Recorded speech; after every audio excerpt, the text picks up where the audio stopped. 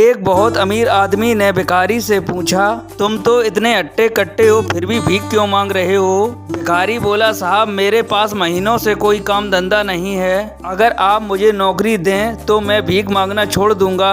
अमीर बोला, मैं नौकरी तो नहीं दे सकता, लेकिन तुम मेरे बिजनेस पार्टनर बन जाओ। मेरे पास एक चावल का प्लांट है, तुम चावल बाजार में सप्लाई करो और मुनाफा महीने के अंत में बांटेंगे। भिखारी बोला, लेकिन कैसे बांटेंगे? क्या मैं 20%, आप 80%? अमीर बोला, मुझे सिर्फ 10% चाहिए, बाकी 90% तुम्हारा होगा ताकि तुम जल्दी तरक्की कर सको। भिखारी ने जोरों से काम शुरू कर दिया। उम्दा चावल और सस्ते दामों से इनकी बिक्री बहुत बढ़ गई और उसे खूब मुनाफा हुआ। लेकिन जब मुनाफा बांटने का समय आया तो भिखारी ने सोचा, सारी मेहनत मैंने की तो अमीर आदमी को 10% क्यों दूं?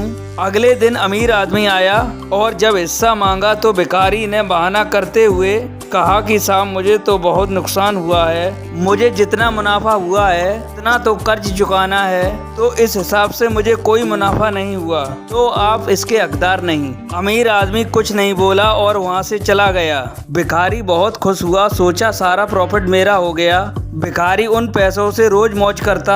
ऐसे करते करते उसके पास से सारा पैसा खत्म हो गया। अब पैसे भी नहीं, काम धंधा भी नहीं, मजबूरन उसे फिर से भीख मांगना शुरू करना पड़ा। एक दिन अमीर आदमी उसके पास से गुजरा और उसको देखा, यह तो फिर से भीख मांगने लगा। उस अमीर आदमी ने एक बहुत अच्छी बात बोली, इस दुनिया में गरीब और अमीर आदमी जो होता है उसमें सबसे बड़ा डिफरेंस होता है उसकी सोच का। एक रिच माइंड हमेशा ये सोचता है मुझे भी प्रॉफिट हो जाए और मेरे साथ जो काम कर रहा है उसको भी हो जाए, लेकिन एक पुअर माइंडसेट हमेशा वही सोचता है कि जो भी प्रॉफिट हो सिर्फ मुझे ही हो।